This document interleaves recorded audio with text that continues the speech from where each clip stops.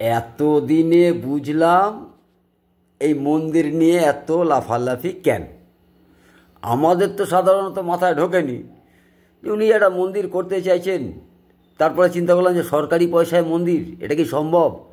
তা দেখলাম না, সেখানে টেকনিক্যালি নামটা দিয়ে দিয়েছেন কি কালচারাল সেন্টার টেন্টার, এরকম একটা কিছু। এতদিনে বুঝলাম যে আপনার রাগটা কোথায়। একে রাম মন্দির হয়েছে, মোদির ওপরে উঠতে হবে। রাম মন্দির যে কেন হয়েছে, কাদের জন্য হয়েছে, সেটা আপনার মাথায় নেই। পুরীতে গেছিলেন, আপনাকে ঢুকতে দেয়নি। আপনি হিন্দু না মুসলমান এই নিয়ে চিন্তা, একটা দ্বন্দ্ব ছিল, আপনাকে ঢুকতে দেয়নি। এতদিনে বুঝলাম সেই রাগটা পুষে রেখেছিলেন। আর দারুণ জিনিস আপনি আপনি বলছেন ওরা হিন্দু না মুসলমান এই জিজ্ঞেস করছে, ওরা কি ঠিকা নিয়ে বসে আছে? মাননীয়া, আপনি কিন্তু বলতে পারছেন না যে আপনি হিন্দু না মুসলমান না পাদ্রী না শিখ না জৈন নাকি খ্রিস্টান। কারণ আপনি আমেও আছেন, দুধেও আছেন, নামাজেও আছেন, পুজোতেও আছেন, চার্চেও আছেন, গির্জাতেও আছেন, সব জায়গাতেই আছেন।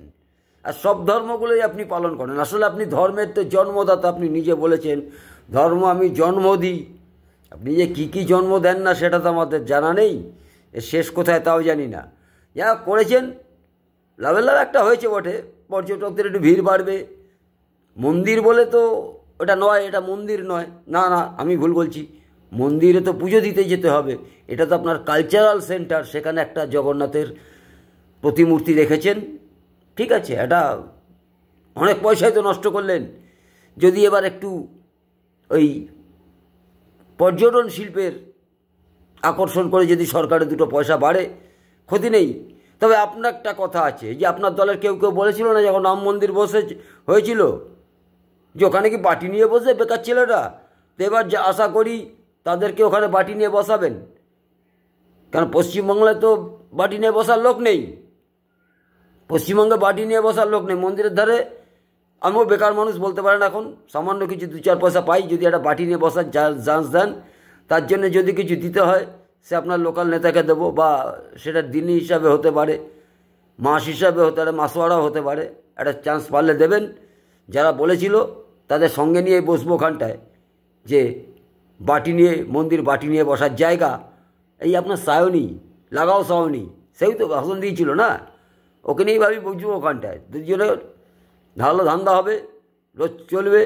তবে আপনার রাগটা কিন্তু এতদিন আমার মাথায় আসলো যে অ্যাকচুয়ালি জগন্নাথ মন্দির নিয়ে আপনি কেন উঠে পড়েছেন। আপনাকে ঢুকতে দেয়নি, সেই কারণে। কেন দেবে? ওখানে অনেক রেস্ট্রিকশান এখানে। আপনার এখানে হয়তো থাকতে পারে, নাও থাকতে পারে, তার কারণ এটা তো মন্দির নয়, কালচারাল সেন্টার। অর্থাৎ যে কোনো কালচারাল সেন্টারে যে কেউ যেতে পারে, সেখানে কোনো বাধা বিপত্তি কিচ্ছু নেই। কি রাগটা তাহলে পুষে রেখেছিলেন, এটাই বুঝলাম। আপনারা বুঝলেন কিছু কেন এই মন্দির? তবে জগন্নাথ কিন্তু 26-এ আপনাকে উতরাবে না। যারাই যাচ্ছেন তারাই কিন্তু মনে মনে একটা কথা বলছেন, করেছেন ঠিকই, জয় জগন্নাথ। তোমার বোনটাকে এবারে বিসর্জন দাও, আর কি।